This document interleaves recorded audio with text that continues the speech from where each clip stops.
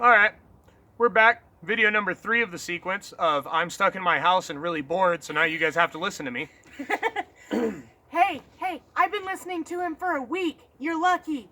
And you probably getting better. True that. So, we're going to talk about weapons of mass distraction. The chain will be back to make a guest preview in a little while. What we're going to talk about today is a little bit of down spear. This is a really good one.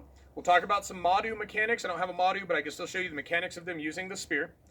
And we're going to talk about what you should be doing when you are trying to use a weapon of mass distraction. Hi, Yoli. So, first things first, quadrant fighting plays in heavily to manipulative weapons like this or a chain. In this case, a quadrant is a shield split down the middle, turned into 4 portions. The closest pieces to them are the easiest shots to throw together, right? Right here is a short distance of travel, here is one, here at the top, and then here on the outside. Those are short distances of travel, but that also means if your first shot didn't land, the next one probably isn't either because they're not going to move very far to block you. So if I throw a shot here, the next reasonable shot to throw is down here at the farthest quadrant. Mm-hmm. Right? We've talked about this before, you and me. Very important to remember that when using one of these.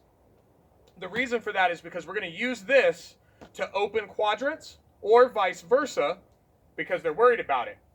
So with a down stick, one of the things I use, because we always talk sword and board, this is what you guys are going to run into the most. If you want tutorials on something else, you need to let me know very specifically what it is that you're trying to figure out, and then I'll work with you on it. And if we can't figure it out, it's not like there aren't a ton of warlords that we can't message or get a hold of. Most of those guys are really willing to teach. So there's a lot to be learned out there if you're willing to seek it out. So if it's very specific information, please get with somebody and find out, or get a hold of me and I will find out for you to the best of my ability. So with quadrant fighting in mind, if I want to open a shoulder and I'm using this pokey, I can attack anything in this quadrant and I will be moving this shield away from this shoulder. Now, I don't want to come up to her and go like this and butter with doubles. Things need to be right behind each other. Almost in sequence, not quite. They're finite like that for a reason. So I want to open a shoulder. I'm going to attack the bottom left quadrant to my vision on her shield to open this shoulder. To do that, I'm just going to step in. The foot itself becomes a feint because it changes the timing on the head. They see 2 things moving low.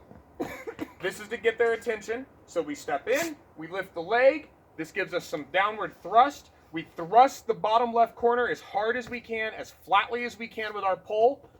Whichever angle you want. I like straight lines. Straight lines are the fastest. I use them a lot. A lot of guys come from the outside because they get a better angle. That's fine.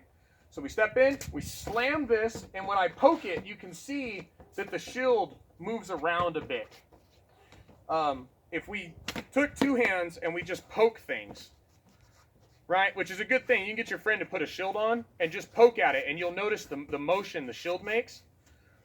This is what we're manipulating. So we come in knowing her arm has become the fulcrum point of the shield. She has a mid-ride, maybe a 3/4 inch height on this. I could figure that, figure her arm's about 3 inches in, a 1/4 inch up from the center, so it's probably right there.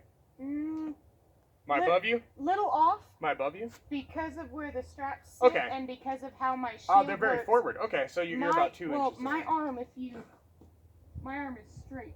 Okay. When I close it on my body. As it should be. It is not here. It's turned out, which is fine. That's why your shield moves in on this angle instead of this one so much, which is fine. So we can poke the shield and find out what we're looking for. So I see a lot of motion right here, right? If we want to open that shoulder up here, we're going to have to torque the dog shit out of this, and we know it. Change my grip, I come in, I go poke, and then I back bat. Sorry if that hurt. That's okay. You okay? Yeah, I'm good. Okay, so we poke, same thing, foot lifts, pole comes forward, bat comes out as quickly as I can, and then I separate from the target with the pole. This keeps her out here. Weapon of mass distraction. Let me go flip that light real quick. Go ahead. I'm going to get us some light real quick. She's going to get us some light real quick.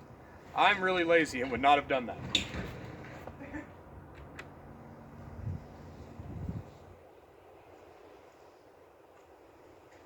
Ta-da! And we're back. Yeah, we're back. So, to switch sides so you can see the exposed shoulder, pull here. Even this light inch of motion I get is enough for that to come across. So the shot comes flush off the top of the shield to make angle.